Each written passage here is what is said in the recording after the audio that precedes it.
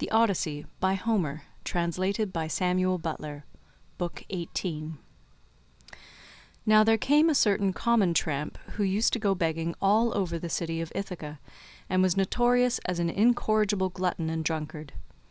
This man had no strength nor stay in him, but he was a great hulking fellow to look at. His real name, the one his mother gave him, was Arneus, but the young men of the place called him Irus, because he used to run errands for anyone who would send him.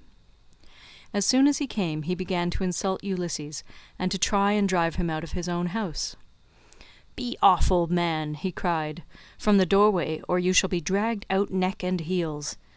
Do you not see that they are all giving me the wink, and wanting me to turn you out by force? Only I do not like to do so. Get up, then, and go of yourself, or we shall come to blows." Ulysses frowned on him and said, "My friend, I do you no manner of harm. People give you a great deal, but I am not jealous. There is room enough in this doorway for the pair of us, and you need not grudge me things that are not yours to give. You seem to be just such another tramp as myself, but perhaps the gods will give us better luck by and by. Do not, however, talk too much about fighting, or you will incense me, and old though I am, I shall cover your mouth and chest with blood. I shall have more peace tomorrow if I do, for you will not come to the house of Ulysses any more." Irus was very angry, and answered, "You filthy glutton, you run on trippingly like an old fish-fag. I have a good mind to lay both hands about you and knock your teeth out of your head, like so many boars' tusks. Get ready, therefore, and let these people here stand by and look on. You will never be able to fight one who is so much younger than yourself." Thus roundly did they rate one another on the smooth pavement in front of the doorway, and when Antinous saw what was going on he laughed heartily, and said to the others, "This is the finest sport that you ever saw. Heaven never yet sent anything like it into this house. The stranger and Irus have quarrelled, and are going to fight. Let us set them on to do so at once." The suitors all came up laughing, and gathered round the two ragged tramps. "Listen to me," said Antinous.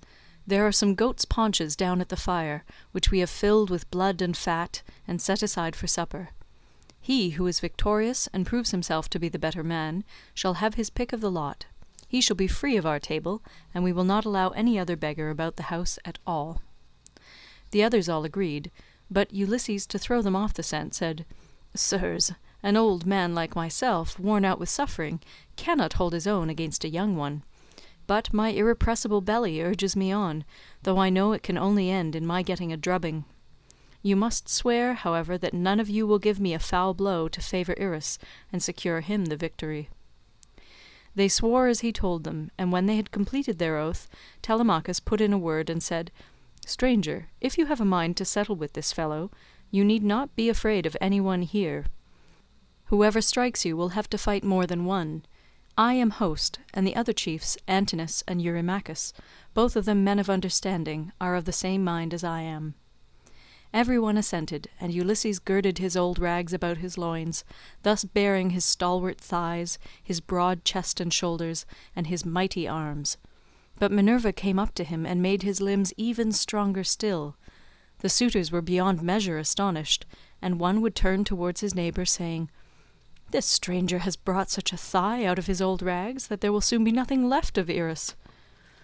Irus began to be very uneasy as he heard them, but the servants girded him by force, and brought him into the open part of the court in such a fright that his limbs were all of a tremble.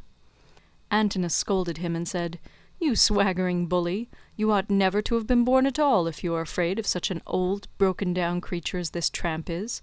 I say, therefore, and it shall surely be, if he beats you and proves himself the better man, I shall pack you off on board ship to the mainland, and send you to King Echetus, who kills every one that comes near him. He will cut off your nose and ears, and draw out your entrails for the dogs to eat." This frightened Irus still more, but they brought him into the middle of the court, and the two men raised their hands to fight. Then Ulysses considered whether he should let drive so hard at him as to make an end of him then and there, or whether he should give him a lighter blow that should only knock him down. In the end he deemed it best to give the lighter blow, for fear the Achaeans should begin to suspect who he was.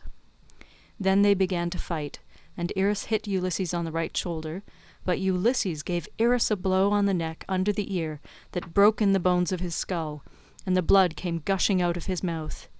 He fell groaning in the dust, gnashing his teeth and kicking on the ground, but the suitors threw up their hands and nearly died of laughter. Ulysses caught hold of him by the foot, and dragged him into the outer court as far as the gatehouse. There he propped him up against the wall, and put his staff in his hands. "Sit here," said he, "and keep the dogs and pigs off. You are a pitiful creature, and if you try to make yourself king of the beggars any more, you shall fare still worse." Then he threw his dirty old wallet, all tattered and torn, over his shoulder with the cord by which it hung, and went back to sit down upon the threshold. But the suitors went within the cloisters, laughing and saluting him. "May Jove and all the other gods," said they, "grant you whatever you want for having put an end to the importunity of this insatiable tramp. We will take him over to the mainland presently, to King Echetus, who kills every one that comes near him." Ulysses hailed this as of good omen, and Antinous set a great goat's paunch before him filled with blood and fat. Amphinomus took 2 loaves out of the bread basket and brought them to him, pledging him as he did so in a golden goblet of wine. "Good luck to you," he said, "father stranger. You are very badly off at present, but I hope you will have better times by and by." To this Ulysses answered, "Amphinomus, you seem to be a man of good understanding, as indeed you may well be, seeing whose son you are. I have heard your father well spoken of. He is Nisus of Dulichium, a man both brave and wealthy. They tell me you are his son, and you appear to be a considerable person. Listen, therefore, and take heed to what I am saying. Man is the vainest of all creatures that have their being upon earth. As long as heaven vouchsafes him health and strength, he thinks that he shall come to no harm hereafter, and even when the blessed gods bring sorrow upon him, he bears it as he needs must, and makes the best of it, for God Almighty gives men their daily minds day by day. I know all about it, for I was a rich man once, and did much wrong in the stubbornness of my pride, and in the confidence that my father and my brothers would support me. Therefore let a man fear God in all things always, and take the good that heaven may see fit to send him without vainglory. Consider the infamy of what these suitors are doing. See how they are wasting the estate, and doing dishonour to the wife of one who is certain to return some day, and that too not long hence. Nay, he will be here soon. May heaven send you home quietly first, that you may not meet with him in the day of his coming, for once he is here, the suitors and he will not part bloodlessly." With these words he made a drink offering, and when he had drunk he put the gold cup again into the hands of Amphinomus, who walked away serious and bowing his head, for he foreboded evil. But even so he did not escape destruction, for Minerva had doomed him fall by the hand of Telemachus. So he took his seat again at the place from which he had come. Then Minerva put it into the mind of Penelope to show herself to the suitors, that she might make them still more enamoured of her, and win still further honour from her son and husband. So she feigned a mocking laugh, and said, "Eurynome, I have changed my mind, and have a fancy to show myself to the suitors, although I detest them. I should like also to give my son a hint that he had better not have anything more to do with them. They speak fairly enough, but they mean mischief." "My dear child," answered Eurynome, "all that you have said is true. Go and tell your son about it, but first wash yourself and anoint your face. Do not go about with your cheeks all covered with tears. It is not right that you should grieve so incessantly, for Telemachus, whom you have always prayed that you might live to see with a beard, is already grown up." "I know, Eurynome," replied Penelope, "that you mean well, but do not try and persuade me to wash and to anoint myself, for heaven robbed me of all my beauty on the day my husband sailed. Nevertheless, tell Autonoe and Hippodamia that I want them. They must be with me when I am in the cloister. I am not going among the men alone. It would not be proper for me to do so." On this the old woman went out of the room to bid the maids go to their mistress. In the meantime Minerva bethought her of another matter, and sent Penelope off into a sweet slumber. So she lay down on her couch, and her limbs became heavy with sleep. Then the goddess shed grace and beauty over her, that all the Achaeans might admire her. She washed her face with the ambrosial loveliness that Venus wears when she goes dancing with the Graces. She made her taller and of a more commanding figure, while as for her complexion it was whiter than sawn ivory. When Minerva had done all this, she went away, whereon the maids came in from the women's room and woke Penelope with the sound of their talking. "Oh, what an exquisitely delicious sleep I have been having," said she, as she passed her hands over her face. "In spite of all my misery. I wish Diana would let me die so sweetly now, at this very moment, that I might no longer waste in despair for the loss of my dear husband, who possessed every kind of good quality, and was the most distinguished man among the Achaeans." With these words she came down from her upper room, not alone, but attended by 2 of her maidens, and when she reached the suitors, she stood by one of the bearing posts supporting the roof of the cloister, holding a veil before her face, and with a staid maid servant on either side of her. As they beheld her, the suitors were so overpowered, and became so desperately enamoured of her, that each one prayed he might win her for his own bedfellow. "Telemachus," said she, addressing her son, "I fear you are no longer so discreet and well conducted as you used to be. When you were younger you had a greater sense of propriety. Now, however, that you are grown up, though a stranger to look at you would take you for the son of a well-to-do father, as far as size and good looks go, your conduct is by no means what it should be. What is all this disturbance that has been going on, and how came you to allow a stranger to be so disgracefully ill-treated? What would have happened if he had suffered serious injury while a suppliant in our house? Surely this would have been very discreditable to you." "I am not surprised, my dear mother, at your displeasure," replied Telemachus. "I understand all about it, and know when things are not as they should be, which I could not do when I was younger. I cannot, however, behave with perfect propriety at all times. First one and then another of these wicked people here keeps driving me out of my mind, and I have no one to stand by me. After all, however, this fight between Irus and the stranger did not turn out as the suitors meant it to do, for the stranger got the best of it. I wish Father Jove, Minerva, and Apollo would break the neck of every one of these wooers of yours, some inside the house and some out, and I wish they might all be as limp as Irus is over yonder, in the gate of the outer court. See how he nods his head like a drunken man. He has had such a thrashing that he cannot stand on his feet, nor get back to his home, wherever that may be, for he has no strength left in him." Thus did they converse. Eurymachus then came up and said, "Queen Penelope, daughter of Icarius, if all the Achaeans in Iasian Argos could see you at this moment, you would have still more suitors in your house by tomorrow morning, for you are the most admirable woman in the whole world, both as regards personal beauty and strength of understanding."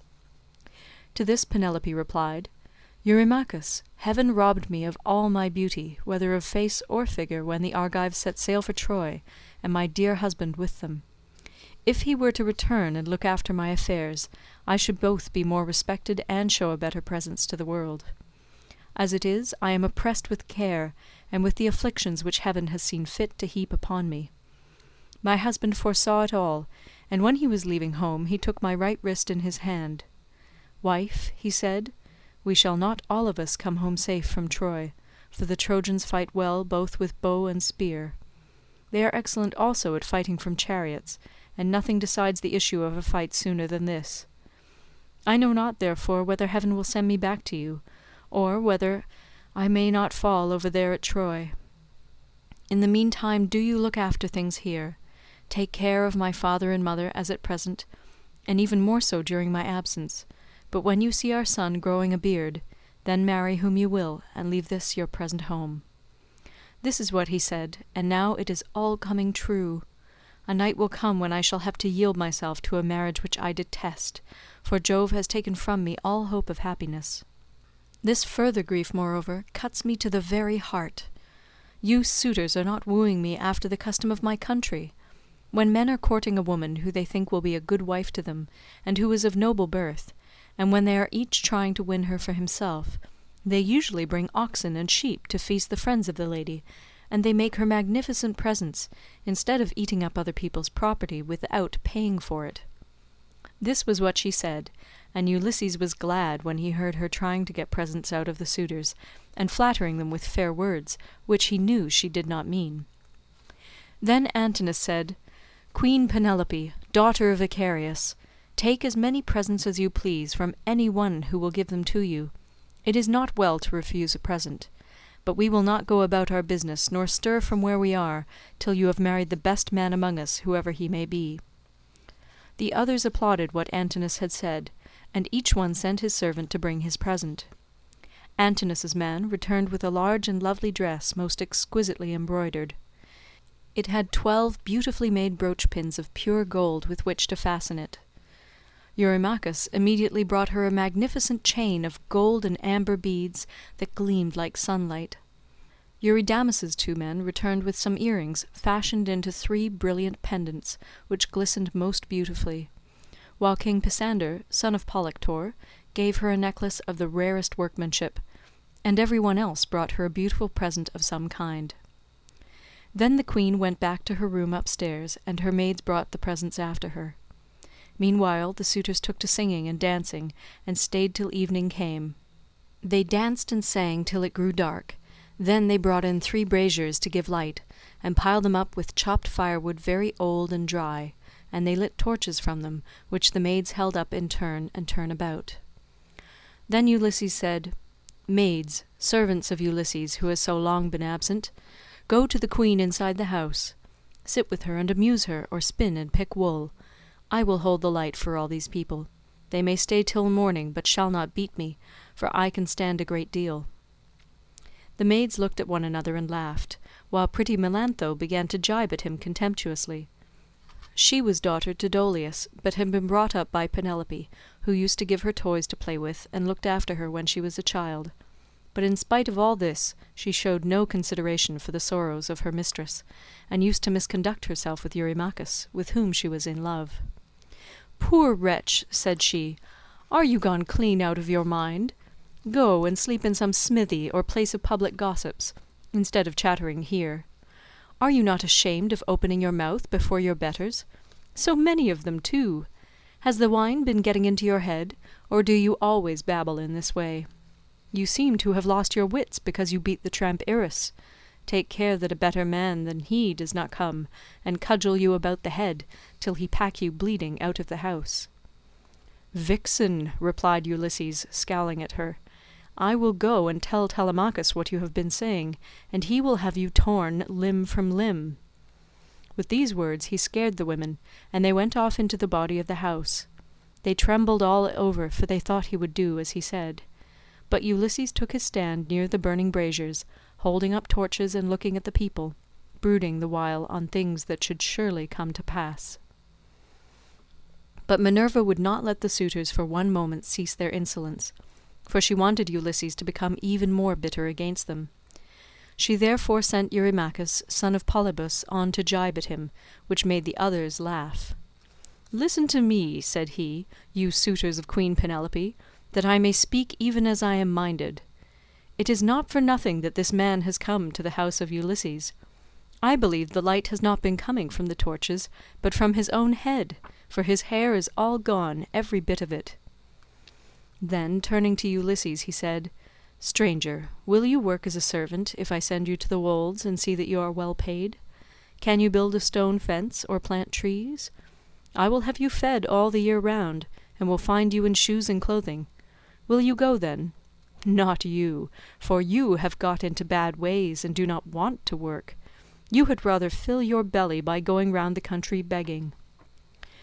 "Eurymachus," answered Ulysses, "if you and I were to work one against the other in early summer when the days are at their longest, give me a good scythe, and take another yourself, and let us see which will fast the longer or mow the stronger, from dawn till dark, when the mowing grass is about.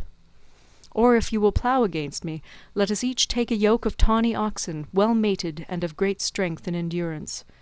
Turn me into a 4-acre field, and see whether you or I can drive the straighter furrow. If again war were to break out this day, give me a shield and a couple of spears and a helmet fitting well upon my temples. You would find me foremost in the fray, and would cease your gibes about my belly. You are insolent and cruel, and think yourself a great man because you live in a little world, and that a bad one. If Ulysses comes to his own again, the doors of his house are wide, but you will find them narrow when you try to fly through them. Eurymachus was furious at all this.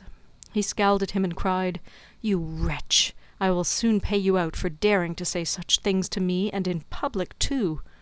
Has the wine been getting into your head, or do you always babble in this way? You seem to have lost your wits because you beat the tramp Irus." With this he caught hold of a footstool, but Ulysses sought protection at the knees of Amphinomus of Dulichium, for he was afraid. The stool hit the cupbearer on his right hand and knocked him down. The man fell with a cry flat on his back, and his wine-jug fell ringing to the ground. The suitors in the covered cloister were now in an uproar, and one would turn towards his neighbour, saying, "I wish the stranger had gone somewhere else. Bad luck to hide, for all the trouble he gives us. We cannot permit such disturbance about a beggar. If such ill counsels are to prevail, we shall have no more pleasure at our banquet." On this Telemachus came forward and said, "Sirs, are you mad? Can you not carry your meat and your liquor decently? Some evil spirit has possessed you. I do not wish to drive any of you away, but you have had your suppers, and the sooner you all go home to bed, the better." The suitors bit their lips and marvelled at the boldness of his speech, but Amphinomus the son of Nisus, who was son to Aretius, said, "Do not let us take offence. It is reasonable, so let us make no answer. Neither let us do violence to the stranger, nor to any of Ulysses' servants. Let the cupbearer go round with the drink offerings, that we may make them and go home to our rest. As for the stranger, let us leave Telemachus to deal with him, for it is to his house that he has come." Thus did he speak, and his saying pleased them well, so Mulius of Dulichium, servant to Amphinomus, mixed them a bowl of wine and water, and handed it round to each of them man by man, whereon they made their drink offerings to the blessed gods. Then, when they had made their drink offerings, and had drunk each one as he was minded, they took their several ways, each of them to his own abode. End of Book 18. Read by Moira Fogarty in Toronto, Ontario, October 2006.